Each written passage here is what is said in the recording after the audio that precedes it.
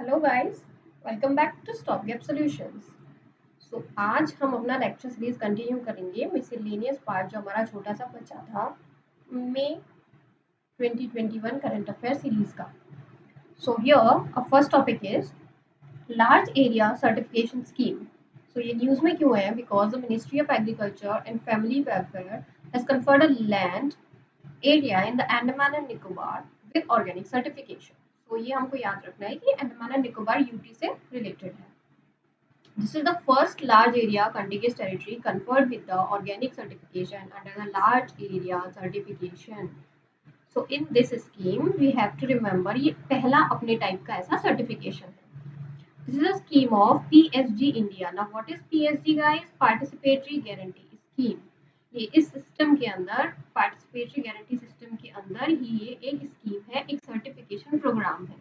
So PSG is a process of certifying organic products. It ensures that their production takes place in accordance with laid down quality standards organics. So basically as we are move focusing on organic products. इसी में ये हमारा एक another step है जिसमें हम एक particular area को, पर्टिकुलर लैंड को लेकर उसको एक सर्टिफिकेशन देंगे, ऑर्गेनिक सर्टिफिकेशन देंगे गाइस. इसके बारे में हम पढ़ते हैं. The department of agriculture and farmer welfare under its flagship scheme of परंपरागत कृषि विकास योजना. गाइस ये बहुत पुरानी हमारा स्कीम है जो अभी रिसेंटली अगेन न्यूज में है. तो इसी के अंडर में हमारा लॉन्च हुआ है लार्ज एरिया सर्टिफिकेशन स्कीम. परंपरागत कृषि विकास योजना was launched in 2015 with the aim to support and promote organic farming. This in turn results in the improvement of the soil health. So the purpose is to provide a unique, quick organic certification to harness the potential land areas for organic products. So next process for large area certification. अब guys ये इसके under में है PKVY के. अब इसका process क्या होगा इस सर्टिफिकेशन को गेन करने का? So पहला, under the LAC large area certification, each village in the area is considered as one cluster. एक गांव एक cluster. Documentation are simple and maintain village wise. दूसरा इसका फेज होगा जिसमें all farmers with their farm land and life stocks need to adhere to the standard requirements. After verification, they will get certificate as a group. Once issued, they don't need to go under the conversion period. जैसे कि एक village आ गया आपका, उसका आपको एक group बना दिया जाएगा. फिर आपको जितने भी वहाँ के फार्मर्स हैं उनका जो फार्म लैंड होगा, लाइफ स्टॉक होगा, उसके कुछ स्टैंडर्ड रिक्वायरमेंट्स होंगे, वो सब कंप्लीट करने के बाद, वेरिफिकेशन करने के बाद आपको एज अ ग्रुप एक सर्टिफिकेशन मिल जाएगा. तीसरा, the certification is renewed on annual basis through annual verification. Annual verification is process of peer appraisal as per the process of PGS India. एक साल में हम इसको दोबारा से रिन्यू कराएंगे.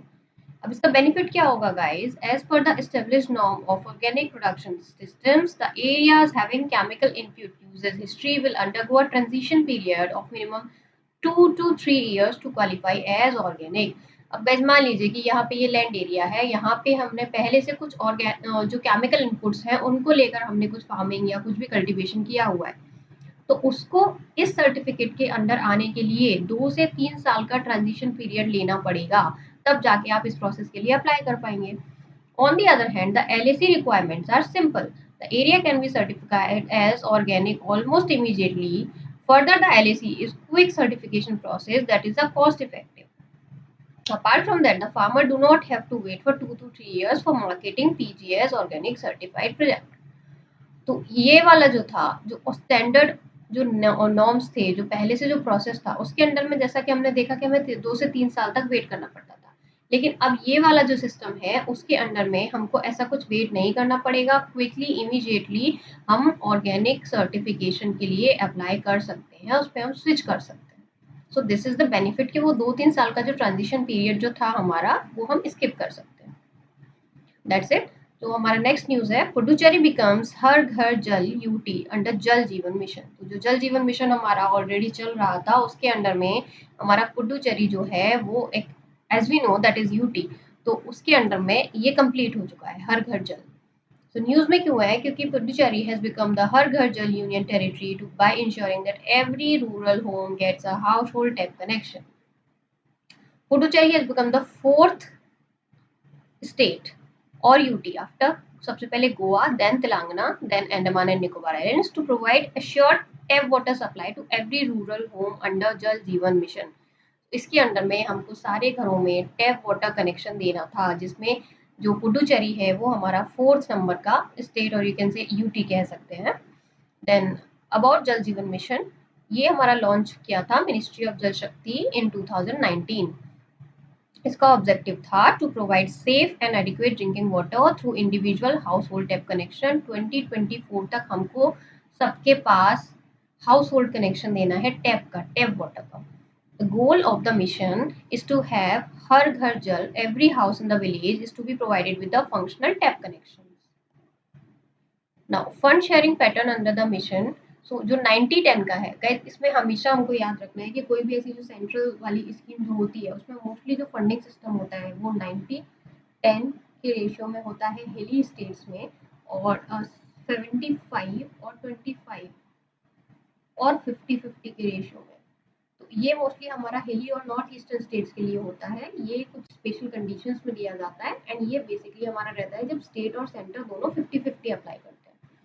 तो इसमें जो हमारा 90-10 का रेशियो था, हिमालयन स्टेट जो Uttarakhand, Himachal Pradesh and north eastern states के लिए था। Total fund for UTs will be provided by centre, and 50-50 हमारी बाकी की स्टेट्स के लिए था। So key features of the mission. पहला, the mission is decentralized, demand driven and community managed program. Gram Panchayat will play a key role in planning and implementation. So as we can say, it is decentralized model. So जो हमारा ग्राम पंचायत होंगे उनका इसमें काफी ज्यादा involvement रहेगा. So thirdly, the mission will also implement source sustainability measures and mandatory elements. This includes measures such as recharge and reuse through grey water management, water conservation and rainwater harvesting. So through these means हमको जो grey water होता है guys, जो waste water होता है वो दो category में होता है, एक ग्रे वाटर, एक black water. Black water which we do not use generally because इसको हम ज़्यादा रिसाइकल नहीं करते हैं, एंड ग्रे वाटर जो हमारा घरों का वेस्ट होता है, जैसे हम साफ करने में, जैसे कपड़े धो लिए या अपने बर्तन साफ किए, तो उसमें जो पानी यूज होता है उसे हम ग्रे वाटर वेस्ट बोलते हैं। ब्लैक वाटर जो हमारा यूजली डेफिकेशन वाला होता है।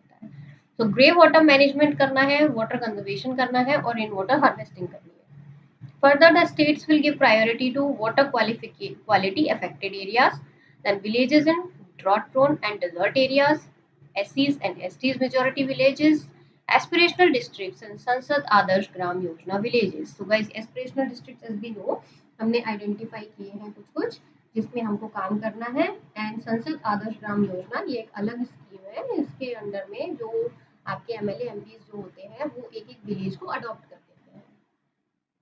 That's it guys. So our next topic is Mission for Integrated Development of Horticulture Scheme. Now here we are talking about horticulture. So the Ministry of Agriculture and Farmer Welfare has provided an enhanced allocation of rupees 2250 crore for the year 2021 and 22 for Mission Integrated Development of Horticulture. So mission ये है क्या, इसके बारे में थोड़ा सा पढ़ते हैं। The Mission for Integrated Development of Horticulture is a centrally sponsored scheme for the holistic growth of the horticulture sector. इसका नोडल मिनिस्ट्री कौन सा रहेगा? Ministry of agriculture and farmer welfare is implementing the MIDH scheme since 2014 and 15. Part of the scheme is being implemented as a part of Green Revolution कृष्णोन्नति योजना। Now इसका coverage क्या है इस scheme का? ये स्कीम हमारा कवर करेगा fruits को, वेजिटेबल्स को, रूट को, ट्यूबर क्रॉप्स को। The scheme also covers mushroom, spices, flowers, aromatic plants, coconut, cashew and cocoa. So इसकी सब स्कीम्स जो हो गई, अब एक तो ये हमारा पूरा स्कीम हो गया MIDH का। नाउ इसकी सब स्कीम्स जो हैं उसमें national horticulture mission for north eastern Himalayan states, national horticulture board, coconut development board, central institute for horticulture Nagaland. अब इसकी फंडिंग हम देख लेते हैं guys. The government of India contribute 60% of the total outlay for developmental programmes in all states except states in the north east and Himalayas. जैसा कि हमको पता है नॉर्थ ईस्ट और हिमालय जो स्टेट्स होती हैं उनके कंसर्न में हमारा 90 और 10 का रेशियो रहता है। सो in case of the following the GOI contributes 100%। अब ये जो पार्ट है इसमें हमारा सेंट्रल 100% फंडिंग करेगा। ये कौन कौन सा है? National horticulture board, coconut development board, central institute for horticulture and national level agencies. Further, the scheme also provides for technical and administrative support to state governments, state horticulture missions. It also provides technical and administrative support for the saffron mission and other horticulture related activities. So, इस scheme में हमारा centre पूरा पूरा support करेगा saffron mission और other जो horticulture related activities होंगी उनके लिए भी। अब इस स्कीम का हम परफॉर्मेंस देखते हैं guys. So MIDH scheme has played a significant role in increasing the area under horticulture crop such as, इसमें एरिया और प्रोडक्शन को जब हम मेजर करते हैं तो under horticulture crop during year 2014-15 and 2019-20 से इंक्रीज हो गया है हमारा 14%, 9% से 14% इंक्रीज हुआ है। During the year 2019 and 20, the country recorded its highest ever horticulture production of 320.77 million tons from an area of 25.66 million hectares. इतने एरिया से हमारा 320.77 million tons हमारा प्रोड्यूस हुआ है। However, the sector is still facing a lot of challenges such as, अब इसके कुछ कुछ चैलेंजेस भी हैं जैसे कि high post harvest loss, gaps in post harvest management and supply chain infrastructure. So basically ये हार्वेस्टिंग के बाद का सारा प्रॉब्लम है, उससे पहले का हमारा इतना ज्यादा इशू अब नहीं बचा है। So our next topic is Samvedana helpline tele counselling for children impacted by COVID. So अब ये न्यूज में क्यों है, because children impacted by COVID pandemic are being provided tele counselling through Samvedana. जो बच्चे जो हैं जिनको कोविड-19 से जो इफेक्टेड हुए थे उनकी काउंसलिंग प्रोवाइड किया जाएगा थ्रू संवेदना। सो अब इसके बारे में हम थोड़ा देखते हैं। सो पहला, संवेदना stand for sensitising action on mental health vulnerability through emotional development and necessary acceptance. So basically हमको पहले तो नाम ही याद रख लेना है कि संवेदना रिलेटेड किससे है, ये सीधा सीधा क्वेश्चन आ जाएगा guys. Secondly, it is a toll-free helpline number that aims to provide psychological first aid and emotional support to COVID-19 affected children. As the name suggests, ये काउंसलिंग के लिए है, तो ये एक टोल फ्री हेल्पलाइन नंबर रहेगा जिससे जो बच्चे हैं जो कोविड-19 से अफेक्टेड हुए थे उनको आप काउंसलिंग प्रोवाइड करेंगे, उनकी मेंटल हेल्थ जो अफेक्टेड हुई है उसको ट्रीट करने के लिए। Thirdly, the National Commission for Child Rights provides the tele counselling. अब इसको प्रोवाइड कौन कराएगा, NCPCR। Then this tele counseling service is available on a toll free number, ये guys अगर आप चाहे तो नोट कर सकते हैं, it is very helpful, 1800-121-2830। It is exclusive for children who are willing to talk and are in need of counseling। जो भी बच्चे बात करना चाहते हैं, जिनको काउंसलिंग का जरूरत है, ये उनकी हेल्प करेंगे। Then categories, tele counseling is provided to children under 3 categories. These are children who are in quarantine में जो है, isolation में है, जो care centers में है, children who have COVID positive parents or family members, and lastly children who have lost their parents due to pandemic। So ऐसे काफी सारे बच्चे हैं जो खुद ही इफेक्ट हुए थे या उनके पेरेंट्स भी इफेक्टेड रहे हैं या अभी कोविड की वजह से उनके पेरेंट्स का डेथ हो गया है। इस कंडीशन में उनका मेंटल लेवल, मेंटल स्टेटस को प्रॉपर से आइडेंटिफाई करने के लिए, ट्रीट करने के लिए ये स्टार्ट किया गया है। अब हम थोड़ा सा child rights, national commission for protection of child rights के बारे में पढ़ते हैं। It's a statutory body which it was established in 2007 under the protection of child rights act 2005। So ministry जो है इसका, ministry of women and child development.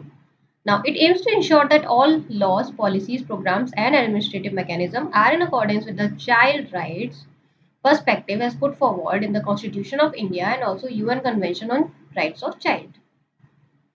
That's it. Our next topic is Government signs MOU with Microsoft for the digital transformation of tribal school. So, government ने sign किया है MOU किसके साथ में, Microsoft के साथ में, और डिजिटल ट्रांसफॉर्मेशन जो ट्राइबल एरियाज जो है हमारे वहाँ के स्कूल्स हैं उनके डिजिटल ट्रांसफॉर्मेशन के लिए। So Ministry of Tribal Affairs has signed a memorandum of understanding with Microsoft to support the digital transformation of tribal schools such as Eklavya Model Residential School, ये काफी न्यूज में रहते हैं guys, and about the MOU for digital transformation of tribal school. As part of the MOU, Microsoft will make artificial intelligence curriculum. This will be available to tribal students in both English and Hindi at all EMR schools, Eklavya Model Residential Schools. Teachers across the states will also be trained in phased manner for using productivity technologies like Office 365 and AI application in teaching. So इसमें जो teachers होंगे उनको भी training दिया जाएगा जिससे कि वो टेक्नोलॉजी ड्रिवन चीज़ों को यूज़ कर सकें। So now significance of this initiative will be this program will ensure that tribal students get a chance to change their future, their environment, their village and the overall community. The initiative will also enable the professional development of educators and also enable them to use technology in classrooms. And it will also be able to bridge the gap between the tribal students and others. So जो एक gap रह जाता है tribal students और other students के बीच में उसको fulfill करने के लिए ये help करेगा. About Eklavya model residential school, ये गवर्नमेंट ऑफ इंडिया की स्कीम है for model residential school for scheduled tribes across India. इसका नोडल मिनिस्ट्री है ministry of tribal affairs in the year 97-98. इसका एम है to impart quality education to ST children in remote areas. It will also enable them to avail themselves opportunities in high and professional educational courses and get employment in various sectors. The schools focus not only on the academic education but on all-round development of the student. अब इसका जो grant आता है, the government of India provides grant for the construction of schools and recurring expenses of the state governments under article 275 clause 1 of the constitution. इसके under में हमारे जो grants आते हैं इस स्कूल के लिए.